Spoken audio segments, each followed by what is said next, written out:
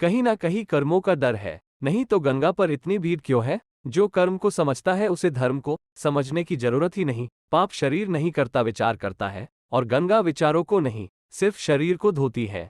शब्दों का महत्व तो बोलने के भाव से पता चलता है, वरना वेलकम तो पायदान पर भी लिखा होता है। आपको सीधे कहानी पर ले जाने के पहले कुछ बताना चाहता हूं।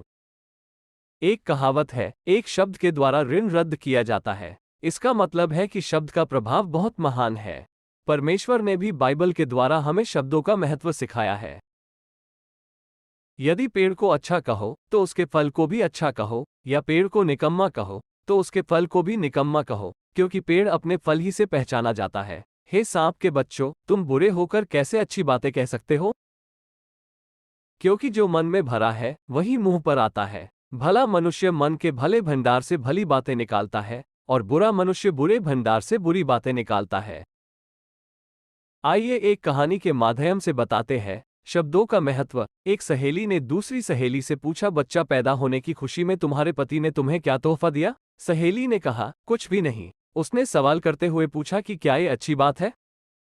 क्या उसकी नज़र में तुम्हारी कोई कीमत नहीं? लफ्जों का ये जहरीला बम गिराकर वो सहेली दूसरी सहेली को अपनी फिक्र में छोड़कर चलती बनी। थोड़ी देर बाद शाम के वक्त उसका पति घर आया और पत्नी का मुंह लटका हुआ पाया। फिर दोनों में झगड़ा हुआ, एक दूसरे को लानते भेजी, मारपीट हुई, और आखिर पति पत्नी में तलाक हो गया। जानते हैं प्रॉब्लम की शुरुआत कहां से हुई? उस फिजूल के जुमले से जो उसका हालचाल जानने आई सहेली ने कहा था।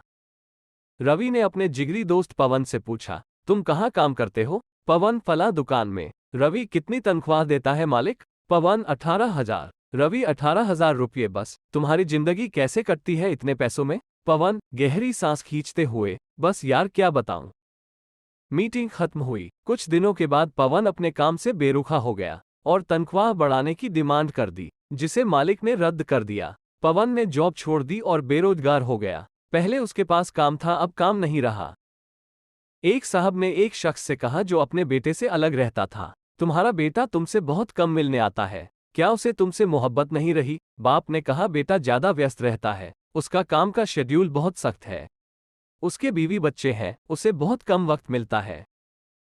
पहला आदमी बोला, वाह ये क्या बात हुई, तुमने उसे पाला पोष, उसकी हर ख्वाहिश पूरी की, अब उसको बुढ़ापे में व्यस्तता की वजह से मिलने का वक्त नहीं मिलता है।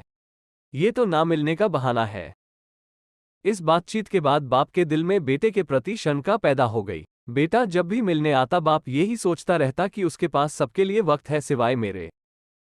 याद रखिए, जुबान से निकले शब्द दूसरे पर बड़ा गहरा असर डाल देते हैं। बेशक कुछ लोगों की जुबानों से शैतानी बोल निकलते हैं।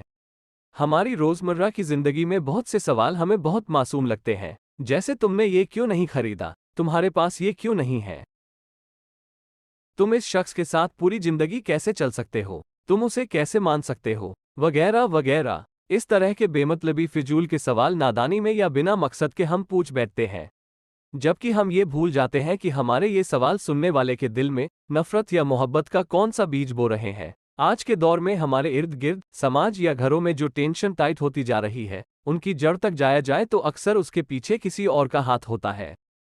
वो ये नहीं जानते कि नादानी में या जानबूझकर बोले जाने वाले जुमले किसी की जिंदगी को तबाह कर सकते हैं। ऐसी हवा फैलाने वाले हम ना बने। लोगों के घरों में अंधे बनकर जाओ और वहां से गूंगे बनकर निकलो। दिल से एक बार विचार जरूर करें। धन्यवाद। और हमारे चैनल को सब्सक्राइब करें और दोस्तों में शेयर करें।